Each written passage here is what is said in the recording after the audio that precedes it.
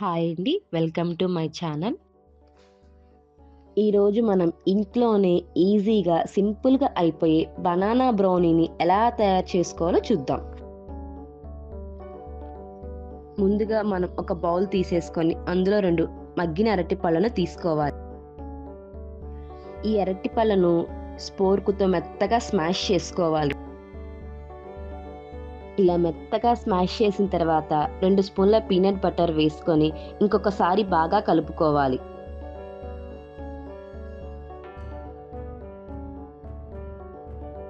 Banana తినని పిల్లలు కూడా ఇలా బ్రౌనీ చేసి పెడితే ఇష్టంగా తింటారు.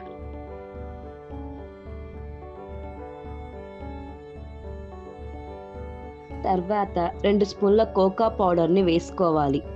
ఈ కోకా పౌడర్ అనేది ఎక్కువగా వేసుకోకూడదు. ఇలా ఎక్కువగా వేసుకోవడం వల్ల బ్రౌనీ అనేది చేదు వస్తది. తర్వాత ఒక స్పూన్ వెనిలా ఎసెన్స్ అనేది ఏసేసి బ్యాటర్‌ని బాగా కలిపేసుకోవాలి.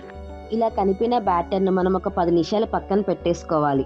ఇప్పుడు మనం ఇంకొక బౌల్ తీసేసుకొని అందులో బౌల్ చుట్టూ నెయ్యిని రాసుకోవాలి. ఇలా నెయ్యి రాసుకున్న తర్వాత దానిపైన ఒక బటర్ పేపర్‌ని వేసేసుకోవాలి. ఇలా బటర్ పేపర్ వేసుకోవడం వల్ల బ్రౌనీ అనేది అడుగున బౌల్‌కి అతుక్కోకుండా పర్ఫెక్ట్‌గా వస్తుంది. ఇప్పుడు మనం ప్రిపేర్ చేసుకున్న బ్యాటర్‌ని ఈ బౌల్‌లో వేసుకోవాలి.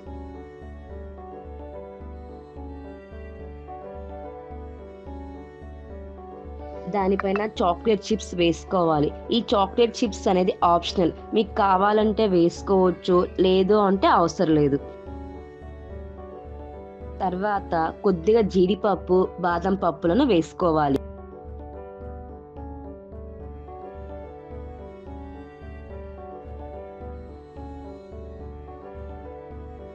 ఇప్పుడు మనం ఈ బ్రౌనీని 5 నిమిషాలు ఓవెన్‌లో పెట్టేసుకోవాలి.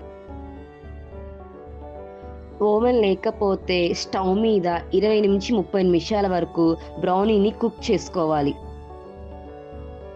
ఒకసారి బ్రౌనీని అయితే చూసేయండి, పర్ఫెక్ట్‌గా వచ్చింది.